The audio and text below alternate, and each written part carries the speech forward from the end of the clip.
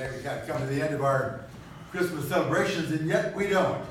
We'll have one more flashback on February 2nd. That's why I'd like to leave the manger scene up, because the bishop will be here that night with us to celebrate the blessing of the new outreach center. I wish you could have been there yesterday. It's like, wow, I didn't have that many people in Piedmont.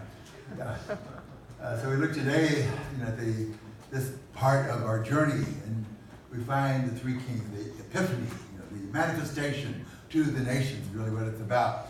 As I mentioned before, the infancy narratives are really like a synopsis of the whole gospel.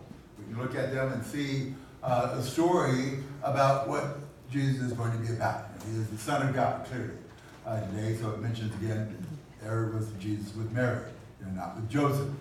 So let's bring this back to Jesus' fact that he is truly human being, Mary his mother, and God the Father is his God. And so we look at that beginning, and we see an addition today over what we've had in the past. Remember, we've seen again and again that Jesus would come for all nations. Now that's the prophecy throughout the Old Testament, that God would bring about redemption for all peoples.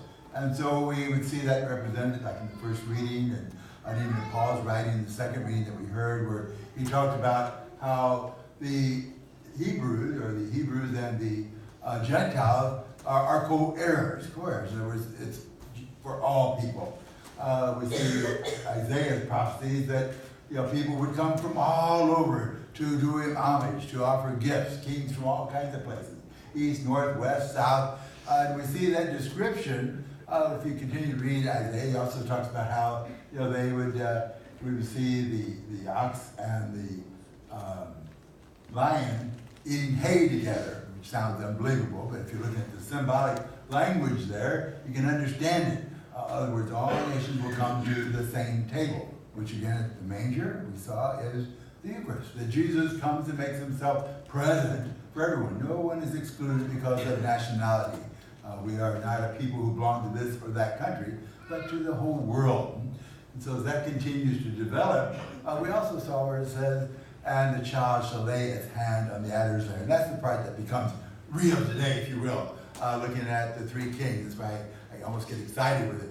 Because if you're going to do a docudrama and have a movie with it, it's kind of like who's going to catch who. As a matter of fact, there is one beautiful movie showing the Holy Family's escape to Egypt, and how they barely escape and get away from all the people who are seeking to do Jesus in. That's sort of what today is presenting to us. We have three occasions at least where Jesus could have been done in. And that's why I said it's like the child putting his hand on the adder's lair. Who's in charge here? The child is in charge. And so old Herod is the adder. And the adder is the snake, or if you will, Satan himself. That's the snake's image throughout Scripture.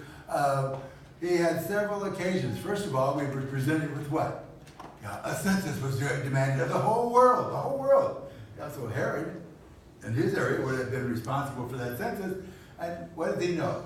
Well, half Jew and pagan. Herod certainly knows the greatest king who's ever lived in the Jews' mind is King David. And he knows also that David had been promised that one of his descendants would take his throne. So, that's something he holds on to.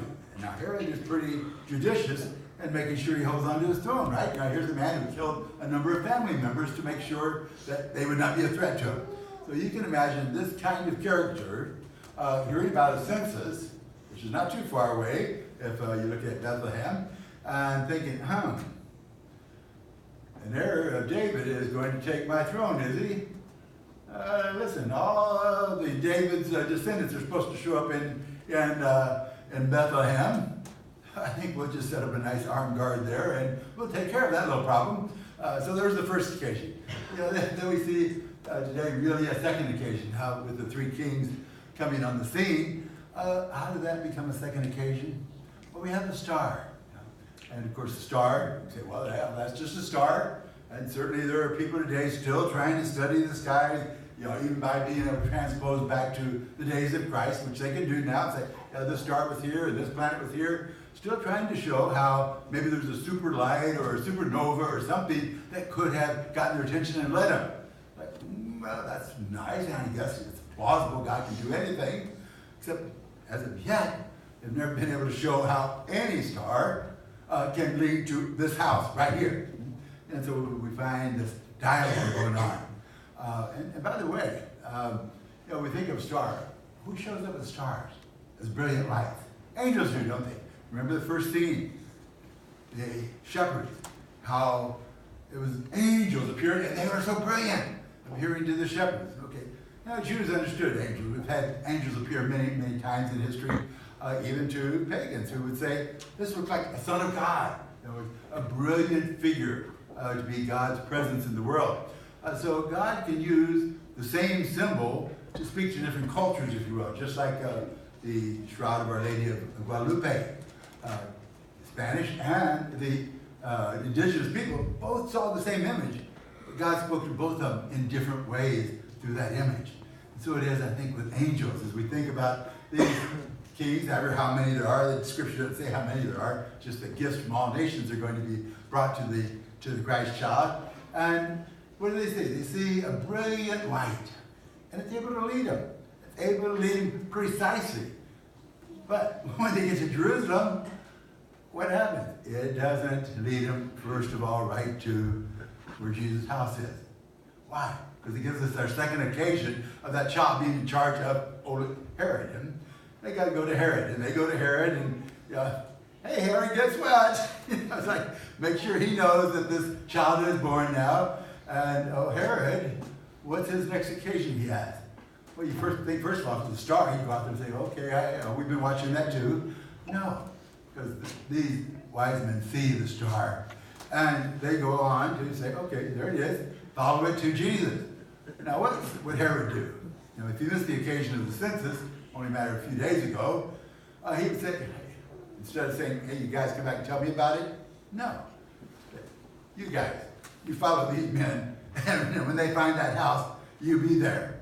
We're not going to take any occasion, any chances here. So there's the second part of the dialogue. And the third, of course, is going to be when they are told to go a different way. Head out of here, and Joseph's told to go to Egypt.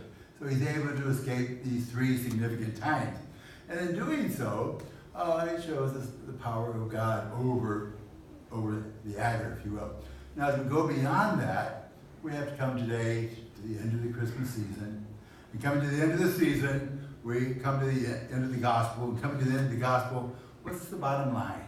The bottom line is they went a different way.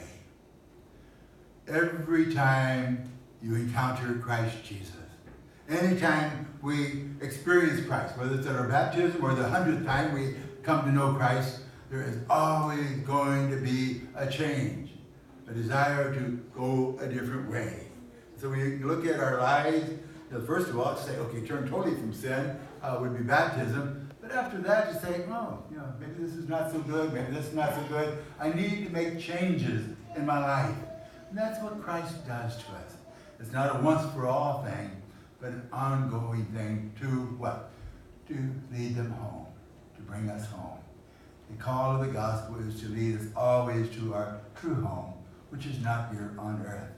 Today, let us finish this Christmas season knowing that Christ has come for all people, including me and you, that he's come to call us to his kingdom, and he's come to call us to make changes in our life so that our lives will be a life that reflects his life of Christ in the world.